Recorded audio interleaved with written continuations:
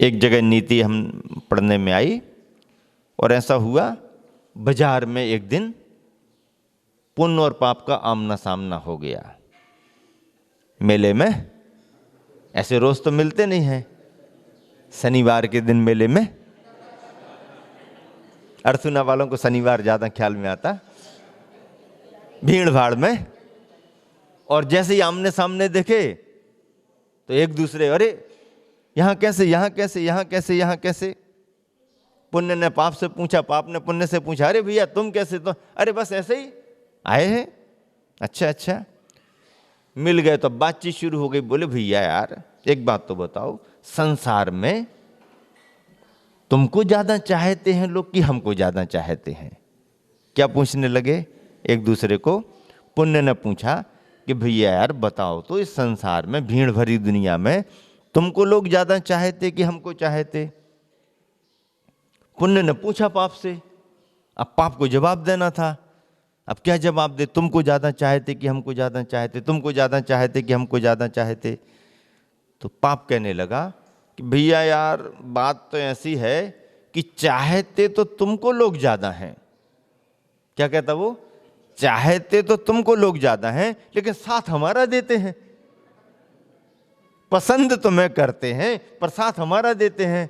और तब पुण्य को लगा संसार की बड़ी विचित्र रीति है। रीति विचित्र क्या है? चाहते लोग पुण्य को ज्यादा हैं, लेकिन जब साथ देने की बात आती है तो भैया अभी दान नहीं करना, अभी तो जोड़ करके रखने का समय है। अरे उस दूसरे को दे दो बोली उससे भी तो मांगो, हमारे यहाँ आ जाते हो। नहीं नहीं अभी नहीं करना, अभी नहीं, अभी बहुत असुविधा चल रही है, थोड़ी परेशानी चल रही है। दान देने का समय आए तो थोड़ी परेशानी दिख रही है।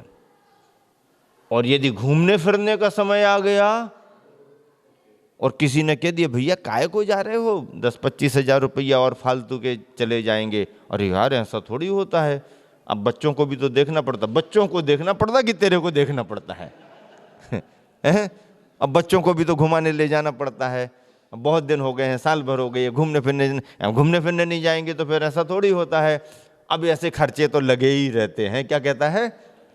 एडजस्ट कर लेंगे खर्चे। तो वहां पर उत्सुकता प्रकट कर रहा है और जहां से परमार्थ सदना है वहां पर कटौती कृपणता दिखा रहा है। भैया एक आसन कर लो, उपवास कर लो, अष्टमी चौदस कुछ तो कर लो, जमता नहीं है। क्या कहता? जमता नहीं है। और बफे में अरे रोज निमंत्रण मिले तो कहना ही क्या है, यहां भी वहां भी, बाजार में भी, इसमें भी उसमें भी, ये सब जमता है। असंयम व्यक्ति को जमता है, जमाता है। संयम में, दान में, पूजा में कटौती करता है, कृपणता करता है। धर्म के कार्यों में कटौती कर देता है, बाकी कार्यों में भैया करना पड़ता है। नहीं, दूसरे कार्यों में कटौती कर लें पर धर्म के कार्यों में तो बढ़ चढ़ करके भाग लें। इतना बड़ा मंदिर आप बना रहे हो, क्या ऐसे ही मंदिर बन जाएगा? बहुत बड़ा पुरुषार्थ है आप लोगों का। गुरुवर आचार्य श्री का आशीर्वाद लेकर के आप एक ऐसा मंदिर बनाने जा रहे हो कि मंदिर क्या बनेगा? बागड़ में अर्थुना की बड़ी पहचान बनेगी। सामान्य मंदिर नहीं बन रहा है। अरे बड़े बड़े शहरों में आरसीसी के मंदिर बना देते हैं, 10-25 साल में फिर रिपेयरिंग, फिर रिपेयरिंग, फिर रिपेयरिंग। और गुरुवर का आशीर्वाद लेकर के, हालांकि मैं ये मान के चल रहा हूं कि आप सबकी जो भी सामाजिक संयोजना है या समाज बंधु हैं, इन सबको देख करके तो ऐसा लगता कि इन्होंने तो बहुत बड़ा पुरुषार्थ किया है, उम्मीद से बढ़कर के काम किया है। बड़े बड़े शहर वाले जो काम नहीं कर पाते, आप सबने मिलकर के कर लिया। और कर लिया कि अब तो बहुत आगे बढ़ गया है, अब तो दिखने भी लगा है दिखने भी लगा है, इतना बढ़ गया। समय तो लगता है, काम नक्काशी का, काम पत्थर का है, टाइम लगता है, लेकिन एक बार बन करके खड़ा हो जाए तो फिर सैकड़ों क्या हजारों साल चूना का काम नहीं, लीपा पोती का काम नहीं, वार्निश पेंटिंग का कोई काम नहीं, पीढ़ियां पीढ़ियां याद करती रहेंगी पूर्वज कुछ ऐसा करके चले गए कि अब हमें कुछ उसमें करने की जरूरत नहीं। बहुत बड़ा पुरुषार्थ है आप लोगों का, पुण्य का योग है। पुण्य का योग होता है तो ही कोई मुनि संग प्रेरणा देता है, और पुण्य का योग होगा तो ही मुनि संग की प्रेरणा तुम्हारे लिए अच्छी लगेगी। और फिर इतने बड़े गुरु का आशीर्वाद लेकर के काम करने को जा रहे हो तो यह तो तुम्हारा काम जल्दी से जल्दी संपन्न होना ही होना है। पुण्य के भावों से पुण्य बढ़ता है। पाप को हम पुण्य के माध्यम से घटा सकते हैं, पाप से पाप घटता नहीं है, पुण्य से पाप को घटा सकते हैं। जैसे यदि धूली लग गई है, मैल लग गया है, तो उसे साफ करने के लिए धूली मैल ही नहीं, उसे तो जल की जरूरत होती है, और जल मिल गया तो तुम्हारा मल मैल अपने आप दूर हो जाएगा। गुरुवर कह रहे हैं, प्रयास पूरा भले करो तुम, पाप पाप से नहीं मिटता, पाप पुण्य से पल में मिटता, पुरुष पूत हो सुख मिलता, मल से लथपथ हुआ वस्त्र हो, मल से कब वह धुल सकता, विमल सलिल से धो लो पल में, मूल रूप से धुल सकता। जल से धुल जाता है, इसीलिए हम अपने अज्ञान को, मिथ्यात्व को, असंयम को हटाने के लिए निरंतर धर्म का पुरुषार्थ करें।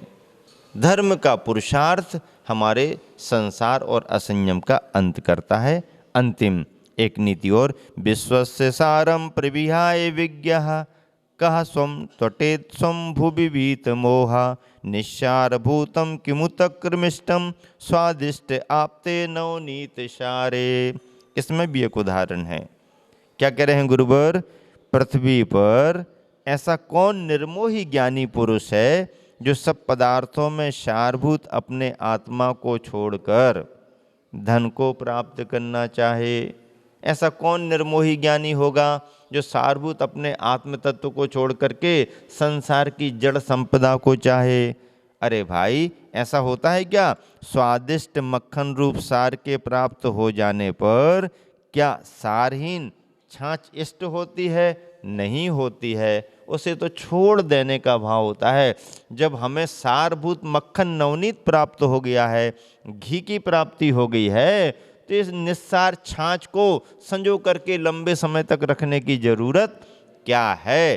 छाछ की कीमत छाछ की जगह भले हो, लेकिन छाछ की कीमत दूध के सामने या घी के सामने या नवनीत मक्खन के सामने कुछ नहीं है। तो जिसे पुण्य योग से घृत नवनीत की प्राप्ति हो गई है, फिर वह व्यर्थ की छाछ को, निस्सार छाछ को क्या ग्रहण करना चाहेगा? अर्थात नहीं चाहेगा।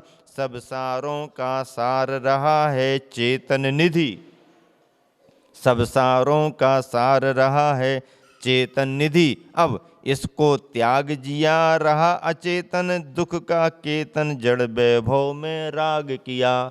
चेतन की निधि को छोड़ करके जड़ वैभव में, संसार में तुमने राग किया। कौन रहा वह बुद्धिमान हो, सारभूत नवनीत तजे, छार भूत रस रीत छाछ में, भूल कभी क्या प्रीत सजे।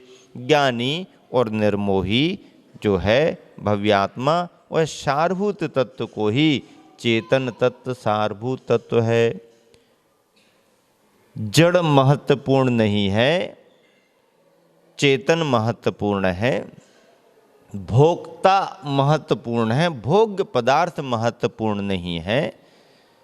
स्वामी की कीमत होती है, सामग्री की कीमत नहीं होती है। कई बार अज्ञानता में ऐसा भी घटित हो जाता है, एक जगह घर में आग लग गई, मोहल्ले पड़ोस के लोग सब इकट्ठे हो गए, परिवार बिलख बिलख करके रो रहा, परेशान हो रहा। पूछने पर उसने बता दिया यहाँ पर ये कीमती वस्तु रखी, यहाँ पर ये कीमती रखी, यहाँ पर ये जल्दी जल्दी निकलवाओ, जल्दी जल्दी निकालो। तो सभी लोग परिवारी सदस्य और सभी मिलकर के कीमती कीमती सामान निकालने में लगे हैं।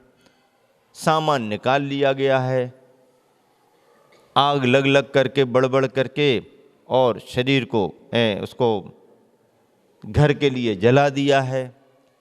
अब तो ठीक हो गया, अब तो ठीक हो गया। सब लोग पूछने लगे, सब निकल गया, सब निकल गया, हाँ ये भी आ गया, ये भी आ गया। परिवार संतुष्ट हो रहा है। फिर पूछा लोगों ने, और कुछ तो नहीं बचा? फिर धीरे धीरे बाद में ख्याल आया, तो अरे अरे अरे अरे अरे अरे अरे अरे एक क्या हो गया? अरे जो सबसे छोटा बच्चा था उसकी तरफ तो ख्याल ही नहीं गया, वो तो उसी में चला गया। अब देखो, ये कीमती सामान, ये कीमती सामान, ये कीमती सामान, ये कीमती सामान, सब सामान जल्दी जल्दी निकालो, जल्दी जल्दी निकालो।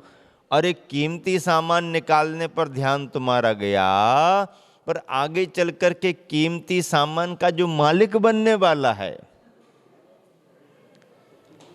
कीमती सामान का जो भोक्ता बनने वाला है, कीमती सामान जिसके लिए तुमने संजो करके रखा है, उसका स्वामी तो आगे चल कर के जो बारिश होने वाला था वो तो उसी में चला गया।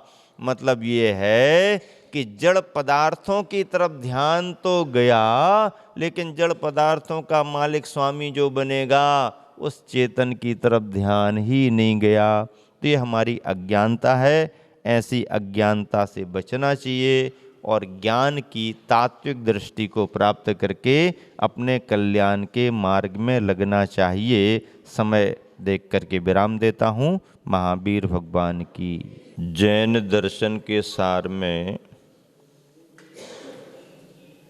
सम्यक्त और समाधि को महत्वपूर्ण स्थान दिया गया। सम्यक दर्शन की प्राप्ति का मतलब है अपने स्वरूप की पहचान कर ली,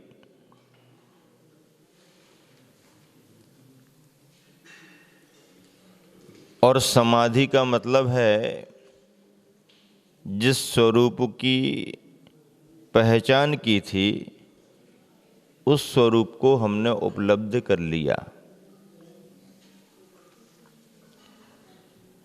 अनादि संसार में भ्रमण करते हुए जीव की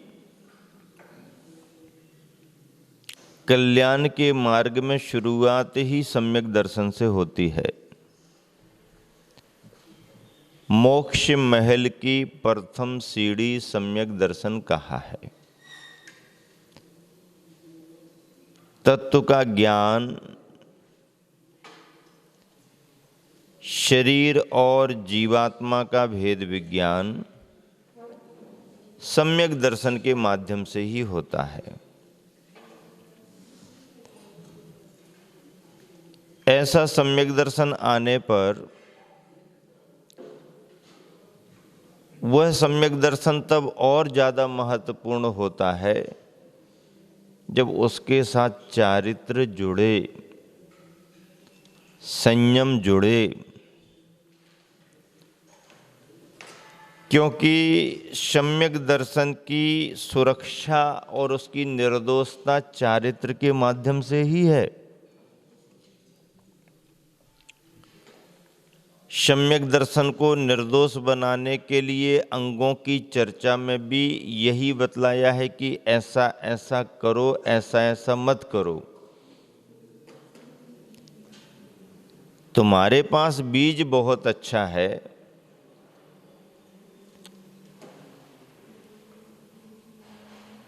लेकिन बीज की परंपरा आगे तक चलती रहे, इसका उपाय क्या है? अच्छे बीज को ज्यों का त्यों देख देख करके रखे रहो। अच्छे बीज की साज सज्जा श्रृंगार करने में लगे रहो। अच्छे बीज का गुणगान करने में लगे रहो। ये सब ठीक है, पर इन सबसे बीज की सुरक्षा नहीं। नहीं, हमने तो उसको अच्छे से तिजोरी में बंद करके रख दिया। ठीक है, आपको लगेगा सुरक्षित है, तो बाहर से तो वो सुरक्षित रहेगा, लेकिन अंदर से फर्क आ जाएगा। बीज का तो हम रोज गुणगान कर रहे हैं, उसकी प्रशंसा स्तुति कर रहे हैं, इतने मात्र से बीज सुरक्षित रहने वाला नहीं। बीज की सुरक्षा किसमें है? बीज की परंपरा को यदि आगे तक बढ़ाना है और बीज को यदि अच्छे तरीके से सुरक्षित रखना है, तो बीज को जमीन में बोना पड़ेगा। बिना जमीन में बोए बीज लंबे समय तक सुरक्षित रहने वाला नहीं।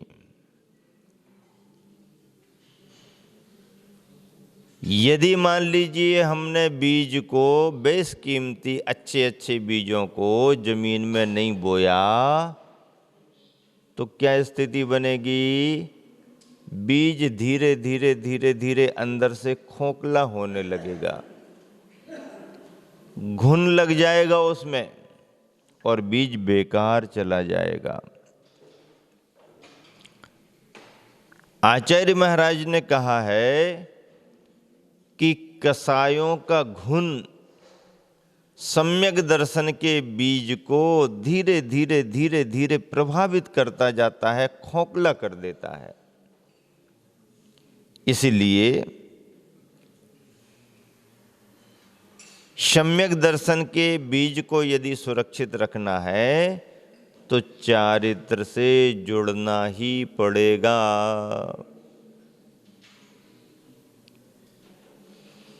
एक जगह आचार्य महाराज ने ग्रंथ में लिखा कि सम्यक दर्शन के रत्न को चुराने के लिए प्रथम कसाय की चौकड़ी पीछे लगी हुई है। अनंतानुबंधी कसाय संबंधी क्रोध, मान, माया, लोभ सम्यक दर्शन के रत्न को चुराने में लगे हुए हैं। प्रथम कसायश्च चत्वारः सम्यक दर्शन चौरः।